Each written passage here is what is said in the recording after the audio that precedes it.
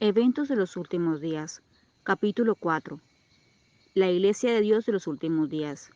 Dios tiene en la tierra una iglesia que está ensalzando la ley pisoteada y presentando al mundo el Cordero de Dios que quita los pecados del mundo. Existe solamente una iglesia que esté actualmente en la brecha, reparando el muro, reedificando las ruinas.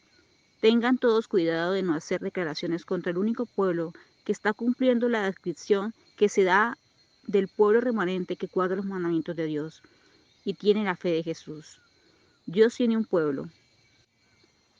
El libro de Apocalipsis se concentra en dos grupos del pueblo de Dios, el remanente visible, y mi pueblo, que está en Babilonia. Capítulo 18, versículo 4. Este capítulo se refiere al primero, y el capítulo 14, el fuerte clamor, al segundo, distinto, una iglesia en la tierra, que no es inferior a ningún otro, sino superior a todos en su capacidad de enseñar la verdad y vindicar la ley de Dios. Hermano mío, si usted está enseñando que la iglesia adventista del séptimo día es Babilonia, está equivocado. A medida que se acerca el fin y la obra de dar la última amonestación al mundo se extiende, resulta más importante para los que aceptan la verdad presente tener una clara comprensión de la naturaleza e influencia de los testimonios que en su providencia Dios vinculó con la obra del mensaje del tercer ángel, desde su mismo nacimiento. Los hombres pueden valerse de un medio tras otro, y el enemigo tratará de seducir a las almas para apartarlas de la verdad. Pero todos los que crean que el Señor ha hablado por medio de la hermana White y le ha dado un mensaje, estarán seguros frente a muchos engaños que vendrán en estos últimos días. Habrá quienes pretenderán recibir visiones. Cuando Dios os dé evidencia clara de que la visión procede de Él, podéis aceptarla. Pero no la aceptéis basándonos en ninguna otra evidencia, porque la gente será descarriada cada vez más en los países extranjeros y en los Estados Unidos. El tiempo transcurrido en 1844 fue un periodo de grandes eventos, que abrió ante nuestros ojos asombrados la purificación del santuario que se llevaba a cabo en el cielo, y tuvo una decidida relación con el pueblo de Dios sobre la tierra, también con los mensajes del primero y segundo ángeles, y con el tercero, y desplegó el estandarte en el cual estaba escrito los mandamientos de Dios y la fe de Jesús. Uno de los hitos de este mensaje fue el templo de Dios, visto en el cielo por su pueblo amante de la verdad, y el arca que contenía la ley de Dios. La luz del día de reposo del cuarto mandamiento resplandeció con sus fuertes rayos en el camino de los transgresores de la ley divina. La no inmortalidad de los malvados es un antiguo hito. No puedo recordar nada más que pueda colocarse bajo el título de los antiguos hitos. El Señor nos ha hecho los depositarios de su ley. Nos ha confiado una verdad sagrada y eterna, que debe darse a otros mediante advertencias fieles, reprensiones y palabras de aliento.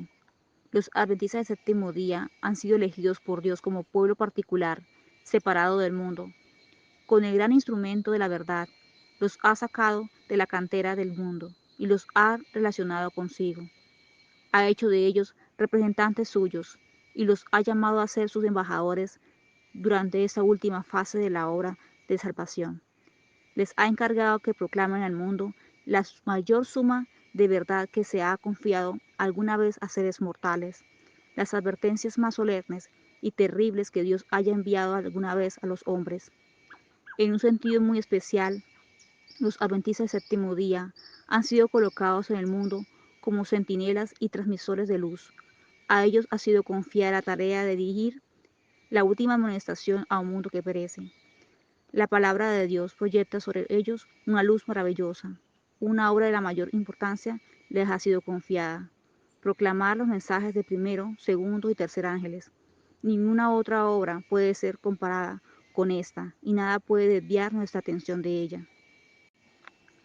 A medida que nuestros miembros fueron aumentando, resultó evidente que sin alguna forma de organización había gran confusión, y la obra no se realizaría con éxito. La organización era indispensable para proporcionar sostén al ministerio, para dirigir la obra en nuevos territorios, para proteger tanto a las iglesias como a los ministros de los miembros indignos, para retener las propiedades de la Iglesia, para la publicación de la verdad por medio de la prensa y para muchos otros objetos. Nos fue dada luz por su espíritu en el sentido que debía haber orden y disciplina cabal en la Iglesia. La organización era esencial. El sistema y el orden se manifiestan en todas las obras de Dios y a través del universo. El orden es la ley del cielo y debe ser la ley del pueblo de Dios en la tierra. A menos que las iglesias estén organizadas de tal manera que puedan establecer e imponer el orden, no tienen ninguna esperanza que abrigar para el futuro. Oh, ¿cómo se regocijaría Satanás si lograse tener éxito en sus esfuerzos para penetrar entre este pueblo y desorganizar la obra que en un tiempo en que la organización esmerada es esencial y constituirá el mayor poder para evitar los movimientos espurios y refutar los acertos que no son apoyados por la palabra de Dios? Necesitamos sostener en forma pareja las riendas, a fin de que no se quebrante el sistema de organización y orden que fue edificado por una labor sobria y cuidadosa. No se debe dar licencia a los elementos organizados que desean controlar la obra de este tiempo. Algunos han sostenido que a medida que nos acerquemos al fin del tiempo, cada hijo de Dios actuará independientemente de cualquier organización religiosa. Pero el Señor me ha indicado que en esta obra no hay tal cosa como que cada hombre sea independiente. A medida que nos acerquemos a la crisis final, en lugar de sentimiento de que hay menos necesidad de orden y armonía en la acción, debemos ser más sistemáticos de lo que hemos sido hasta ahora. Dios ha investido a su iglesia con especial autoridad y poder que nadie puede sentirse justificado de desatender o despreciar, porque al hacerlo desprecia la voz de Dios. Dios ha otorgado a su iglesia el más elevado poder bajo el cielo. Es la voz de Dios en su pueblo unido como iglesia, la cual debe ser respetada. Recibí confirmación acerca de todo lo que había declarado en Cineápolis, en cuanto a que debe realizarse una reforma en las iglesias. Debe producirse reformas, porque ha habido debilidad y ceguera espirituales en el pueblo que fue bendecido con gran luz y preciosas oportunidades y privilegios. Como reformadores, habían salido de las iglesias denominacionales, pero ahora juegan un papel semejante al que habían desempeñado las iglesias. Esperábamos que no habría necesidad de otra salida, aunque procuraremos mantener la unidad del espíritu en el vínculo de la paz. Con la pluma y la voz no cesaremos de protestar contra el fanatismo de aquellos que se jactan de su luz y sin embargo no andan en ella. Cristo dice: por tanto os digo que en el día del juicio será más tolerable el castigo para Tiro y Sidón que para vosotras. Y tú, Capernaum, adventista del séptimo día, que han tenido gran luz, que eres levantada hasta el cielo en materia de privilegios, hasta el Hades serás abatida, porque si en Sodoma se hubieran hecho los milagros que han sido hechos en ti, habría permanecido hasta el día de hoy. La iglesia se encuentra en el estado laodicense. La presencia de Dios no está en su medio. La asociación general misma está corrompiéndose con equivocados sentimientos y principios. Los hombres se han aprovechado de lo que suponían estaban bajo la jurisdicción. Estaban decididos a que esas personas se sometieran a sus condiciones. Querían gobernar a toda costa. El poder despótico que se ha desarrollado, como si el cargo hubiera convertido a los hombres en dioses, me hace temer y debe producir temor. Es una maldición donde quiera que se lo ejerza y quien quiera lo ponga en práctica. Hay demasiadas responsabilidades pesadas dadas a unos pocos hombres y algunos no hacen de Dios su consejero. ¿Qué saben estos hombres de sus necesidades de la obra de los países extranjeros?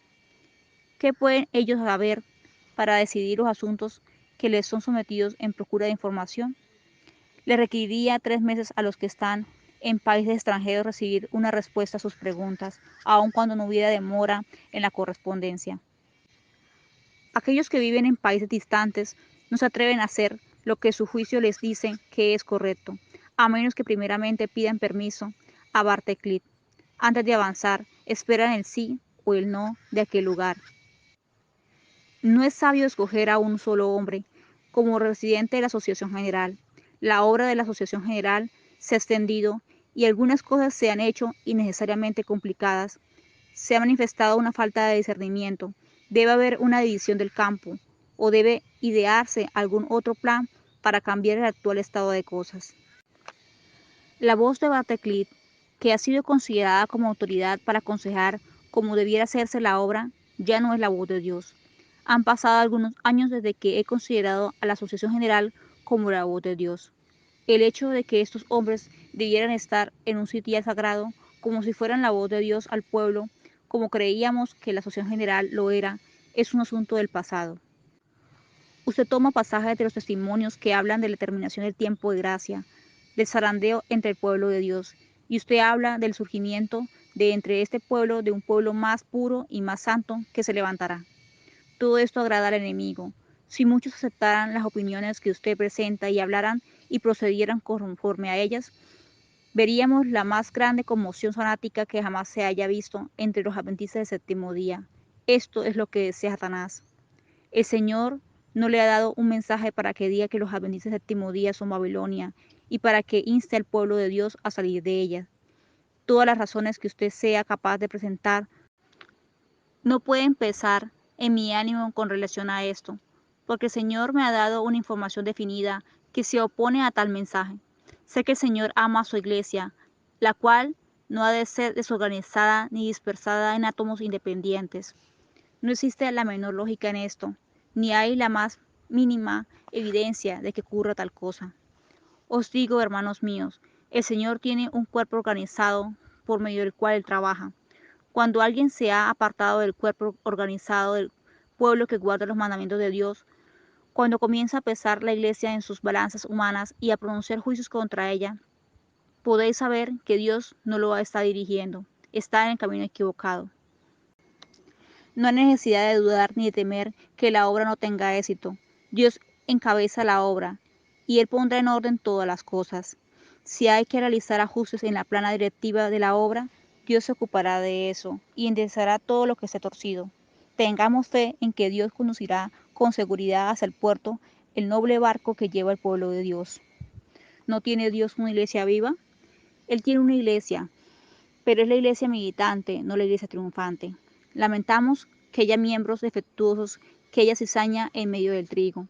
Aunque existen males en la iglesia, y los habrá hasta el fin del mundo, la iglesia debe ser en estos posteriores días luz para un mundo que está contaminado y corrompido por el pecado. La iglesia debilitada y eficiente, que necesita ser reprendida, amonestada y aconsejada, es el único objeto de esta, el cual Cristo concede su consideración suprema. Los baluartes de Satanás nunca triunfarán. La victoria acompañará al mensaje del tercer ángel. Así como el capitán de la hueste del Señor derribó los muros de Jericó, el pueblo que guarda los mandamientos del Señor triunfará y todos los elementos opositores serán derrotados. Lo que queremos ahora es una reorganización. Deseamos comenzar en el fundamento, edificar sobre un principio diferente. Aquí hay hombres que están a la cabeza de nuestras diversas instituciones, de los intereses educacionales y de las asociaciones en diferentes localidades y estados. Todos ellos han de mantenerse como representantes para tener voz en la tarea de moldear e idear los planes que deben llevarse a cabo. Debe haber más de uno o dos o tres hombres para considerar todo el vasto campo. La obra es grande y no hay ninguna mente humana que pueda planear solo la obra que necesita hacerse. Ahora deseo decir que Dios no ha puesto en ninguna de nuestras filas ningún poder monárquico para controlar esta o aquella rama de la obra. La obra ha sido grandemente restringida por los esfuerzos de controlarla en cada área. Debe haber una renovación, una reorganización. Debe incorporarse en las comisiones un poder y una fuerza que son necesarios. Debe formarse nuevas asociaciones. Fue de acuerdo con el plan de Dios que se organizase en Australia la Unión de Asociaciones. No es necesario escribir a Barteclit a miles de kilómetros en busca de consejo y luego tener que esperar semanas hasta que llegue una respuesta. Los que están precisamente en el lugar deben decidir qué se hará. ¿Quién suponen ustedes ha estado entre nosotros desde que comenzó esta conferencia? ¿Quién ha mantenido a distancia los rasgos objetables que generalmente aparecen en una reunión como esta? ¿Quién ha caminado de arriba abajo por los pasillos de este tabernáculo? El Dios del cielo y sus ángeles, y no vinieron aquí para despedazaros, sino para dar una mente cuerda y apacible. Han estado entre nosotros para obrar las obras de Dios, para mantener alejados a los poderes de las tinieblas, para que no sea obstaculizada la obra que Dios ha planeado que se haga. Los ángeles de Dios han estado trabajando entre nosotros. Jamás en mi vida he estado más asombrada que al ver el giro que han tomado las cosas en esta reunión. Esta no es nuestra obra. Dios ha originado. Se me ha dado instrucción al respecto, pero no pude comprenderla hasta que en esta reunión se completó la elaboración de los planes. Los ángeles de Dios han estado caminando de un lado al otro entre esta congregación. Quiero que cada uno de vosotros recuerde esto, y también quiero que recordéis que Dios ha dicho que sanará las heridas de su pueblo. El Señor obró poderosamente en favor de su pueblo durante el Congreso de la Asociación General. Cada vez que pienso sobre esa reunión, viene sobre mí una dulce solemnidad que envía un resplandor de gratitud a mi alma. Hemos visto las pisadas majestuosas del Señor, nuestro Redentor. Alabamos su santo nombre porque Él ha traído liberación a su pueblo. Ha sido necesario organizar uniones de asociaciones para que la Asociación General no ejerza una dictadura sobre todas las asociaciones separadas. El poder conferido a la Asociación General no debe centrarse en un hombre, o dos, o seis. Debe haber un concilio de hombres sobre las divisiones separadas. Ahora no podemos alejarnos del fundamento de Dios ha colocado.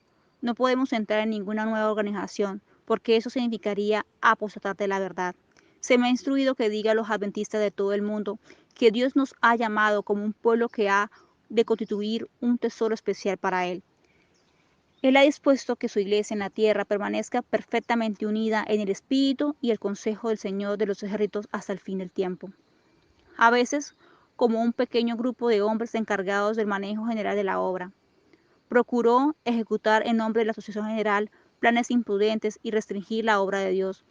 He dicho que ya no podía considerar la voz de la Asociación General, representada por estos pocos hombres, como la voz de Dios. Pero esto no es decir que no deba respetarse las decisiones de un Congreso de la Asociación General, compuesto de una asamblea de hombres debidamente nombrados como representantes de todas partes del campo. Dios ordenó que tengan autoridad los representantes de su iglesia de todas partes de la tierra, cuando estén reunidos en el Congreso de la Asociación General. El error que algunos se hallan en el peligro de cometer estriba en dar a la mente y al juicio de un solo hombre o de un pequeño grupo de hombres la plena medida de autoridad e influencia que Dios ha investido en su iglesia, en el juicio y la voz de la Asociación General, congregada para planear la prosperidad y el progreso de su obra. Dios ha investido a su iglesia con especial autoridad y poder que nadie tiene derecho a desatender y despreciar, porque el que lo hace desprecia la voz de Dios. Me siento animada y bendecida al comprender que el Dios de Israel sigue conduciendo a su pueblo y que continuará con él hasta el fin.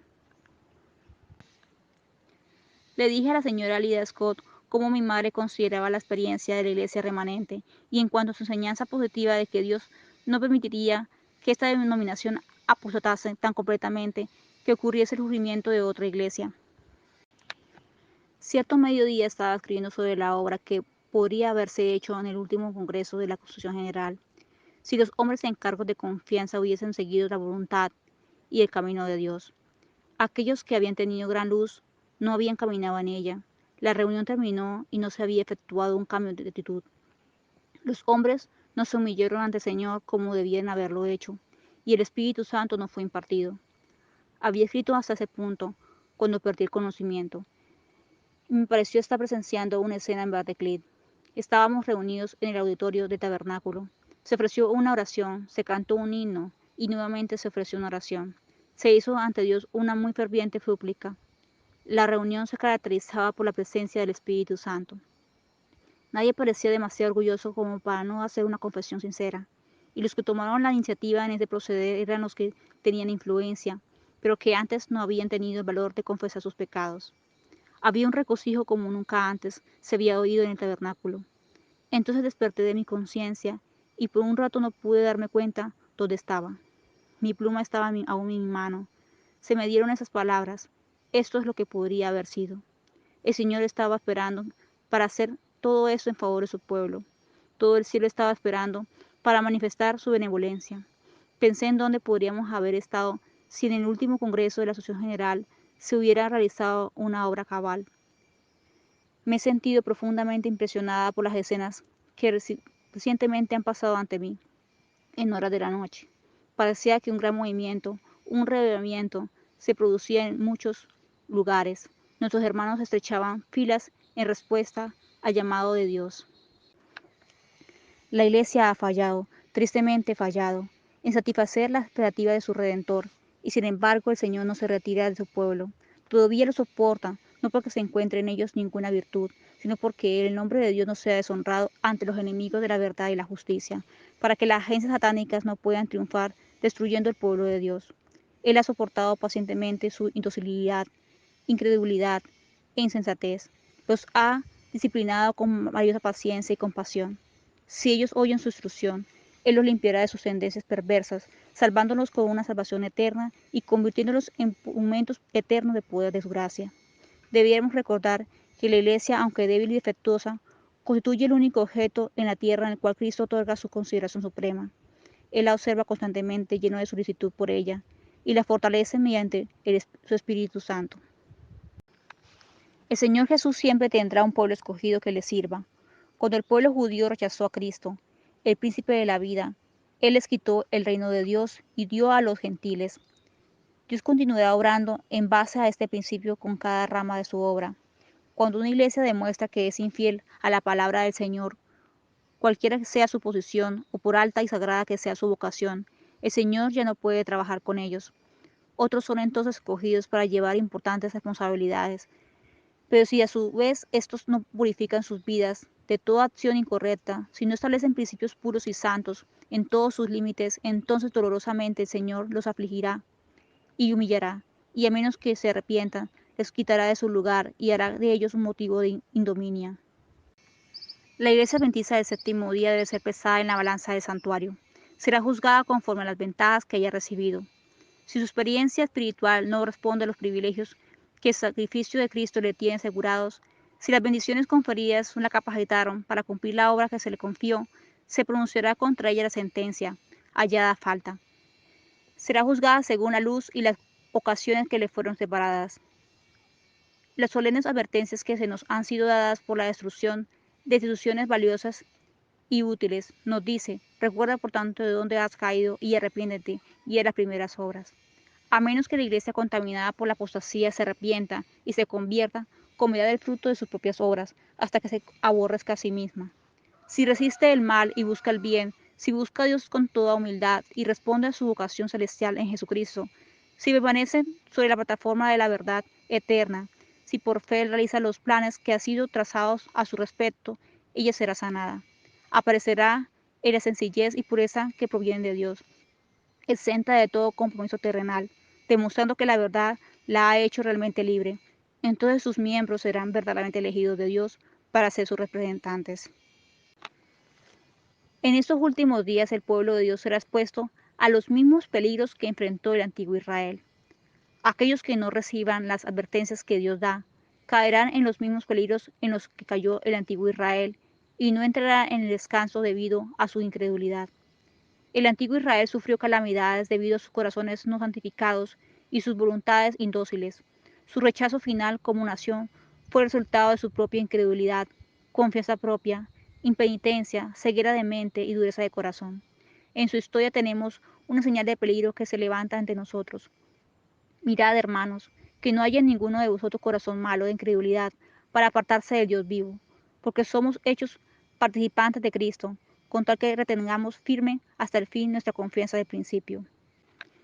La iglesia militante no es la iglesia triunfante, y la tierra no es el cielo.